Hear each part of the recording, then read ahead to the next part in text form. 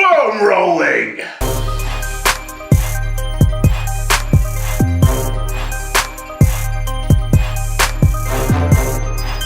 So for those of you who don't know what foam rolling is, basically what foam rolling is that it's a form of myofascial release. Myofascial just being muscle, really, to put it in layman's terms. And from my perspective, I feel if you're doing any kind of strength training, whether it be bodybuilding, just simply toning your muscles, or strength training, powerlifting, I think incorporating foam rolling into your routine is going to benefit you massively. So what I'm going to do is I'm going to break down some of the things, it's kind of like a do and don't series, but it's not part of the series actually. So it's just kind of, some tips and some ideas that you can use when foam rolling. So here is foam rolling for dummies.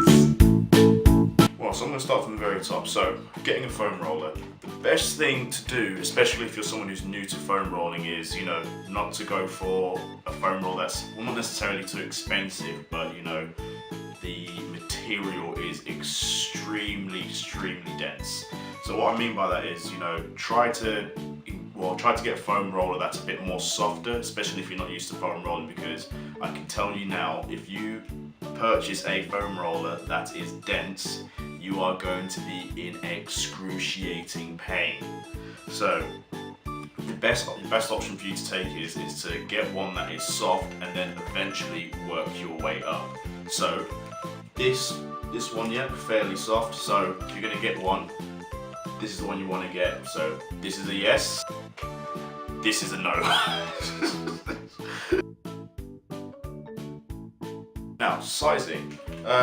To be honest, I don't think it really matters what kind of size foam roller you get. I think it's just, it just depends on what kind of, activities you're partaking in. So let's say if you're an athlete, you're a sprinter, or someone who plays a team sport, and someone who carries a bag around all the time, I think having a smaller foam roller is going to benefit you more, just simply because it fits in the bag. There's been many times where before I even got this one, I had my significantly larger one, and I had to carry it, separately from my bag. So it just made things a lot more difficult, and it's just a pain to carry around. So it just depends on what kind of, what kind of lifestyle you lead, really. So if you're someone who's on the go all the time, then I suppose, go for the smaller one.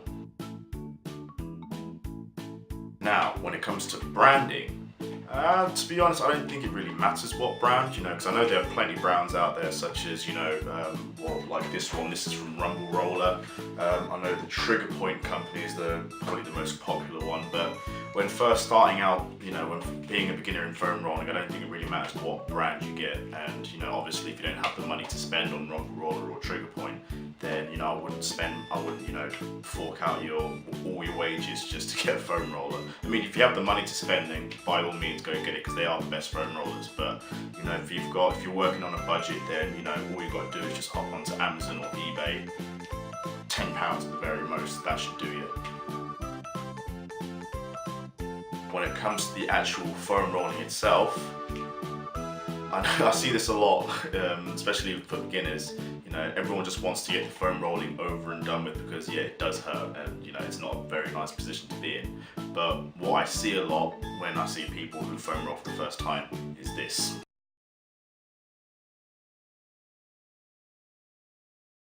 Look at this. Somebody come look at this. Look at this. Somebody come and look at this.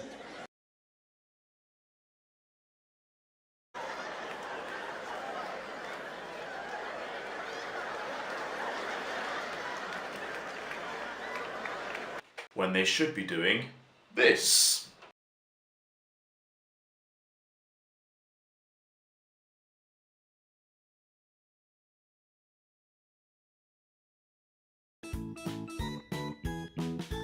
Also, another useful tip that I would suggest to someone, any beginner who's starting out foam rolling, is to not necessarily, roll against the whole muscle, shall we say, but instead to start at the top of where, the muscle where you're experiencing soreness, and just hold that for a good minute or so.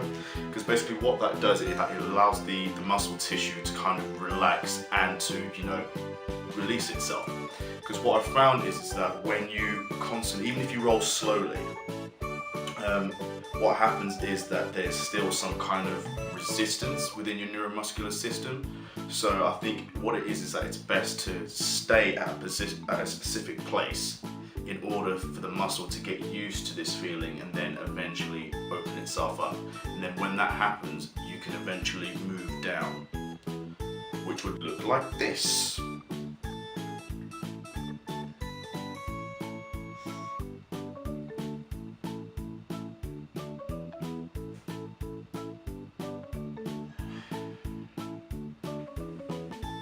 And the last tip from me is that you shouldn't just keep your muscle tissue in one fixed position. And what I mean by that is that you shouldn't just keep your body just in one place, but instead you want to turn your muscle group in different positions so you can get different areas of the muscle group. This is how you target every single trigger point that you have, which would look something like this.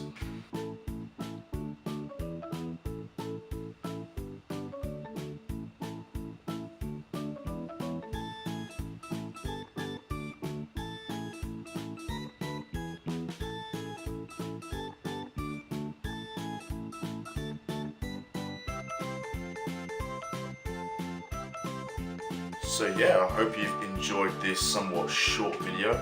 There's going to be another video coming out sometime tomorrow along with this video, so be on the lookout for that. It's probably, actually no, I'll just wait and see. Right, laters.